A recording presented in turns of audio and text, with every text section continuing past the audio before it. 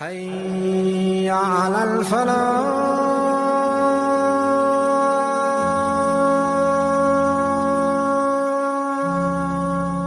نماز کیسے ادا کی جائے اور اس کی کیا فضیلت ہے؟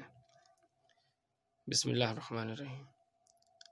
آئیے صلاۃ التسبیح کی نماز کے بارے میں جانتے ہیں اور اس کی فضیلت کے بارے میں۔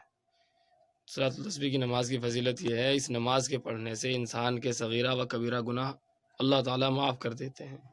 یہ نماز حضور صلی اللہ علیہ وسلم نے اپنے چچا حضرت عباس رضی اللہ تعالیٰ عنہ کو تعلیم فرمائی تھی اور فرمایا تھا کہ ہو سکے تو روزانہ، ورنہ ہر جمعے کو یا پھر زندگی میں ایک مرتبہ ضرور پڑھ لو۔ اس کے پڑھنے میں تقریباً 20 منٹ لگتے ہیں۔ رنج و مصیبت اور سختی کے وقت یہ نماز نہایت مفید ہے۔ اس نماز کی 4 رکعتیں ہیں۔ آئیے نماز کے بارے میں جانتے ہیں۔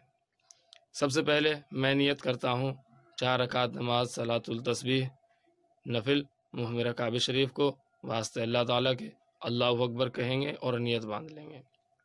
نیت باندھنے کے بعد آپ کو ثنا پڑھنی ہے، سبحانک اللہم و بحمدک و تبارک اسمک و تعالی جدک و لا الہ غیرک، اور اس کے بعد 15 مرتبہ آپ کو یہ کلمہ پڑھنا ہے، سبحان اللہ والحمد للہ ولا الہ الا اللہ واللہ اکبر۔ اس کے بعد آپ کو سورہ فاتحہ پڑھنی ہے اور کوئی اور سورت پڑھنی ہے۔ بسم اللہ الرحمن الرحیم، الحمد للہ رب العالمین الرحمن الرحیم مالک یوم الدین ایاک نعبد و ایاک نستعین اہدنا الصراط المستقیم صراط الذین انعمت علیہم غیر المغضوب علیہم ولا الضالین۔ بسم اللہ الرحمن الرحیم۔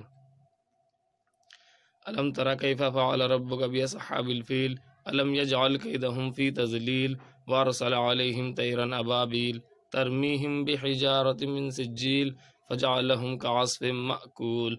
اس کے بعد پھر 10 مرتبہ آپ کو سبحان اللہ والحمد للہ ولا الہ الا اللہ واللہ اکبر پڑھنا ہے۔ اس کے بعد آپ کو رکوع میں جانا ہے۔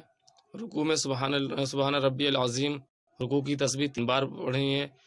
اس کے بعد میں آپ کو پھر 10 مرتبہ سبحان اللہ والحمد للہ ولا الہ الا اللہ واللہ اکبر پڑھنا ہے۔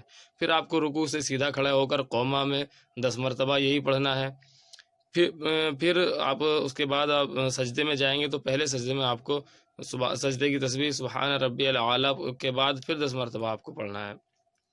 اور جب پہلے سجدے سے اٹھ کر جلسے کی حالت میں بیٹھ جائیں گے، اس بیٹھنے کی حالت میں بھی آپ کو 10 مرتبہ پڑھنا ہے۔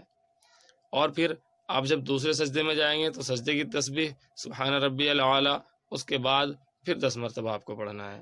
اس طرح سے یہ مکمل 75 مرتبہ ہو جائے گا، اور اسی طرح سے آپ کو اپنی 4 رکعتیں پوری کرنی ہیں۔ اس طرح ایک رکعت میں 75 مرتبہ ہوئے، پھر دوسری رکعت کے لیے کھڑے ہو جائیں اور اسی ترتیب سے 4 رکعتوں میں یہ کلمات 300 مرتبہ مکمل کریں۔ یہ نماز اوقات مقررہ کے علاوہ ہر وقت پڑھ سکتے ہیں۔ رکوع اور سجدے کے درمیان کھڑے ہونے کو قومہ کہتے ہیں، دونوں سجدوں کے درمیان بیٹھنے کو جلسہ کہتے ہیں۔ 4 رکعتوں میں الحمد شریف کے بعد سورہ فاتحہ کے بعد جو سورت پڑھنی ہے وہ 4 رکعتوں میں الگ الگ پڑھنی ہے۔ پہلی رکعت میں کوئی اور سورت، دوسری میں کوئی اور، تیسری میں کوئی اور، چوتھی میں کوئی اور۔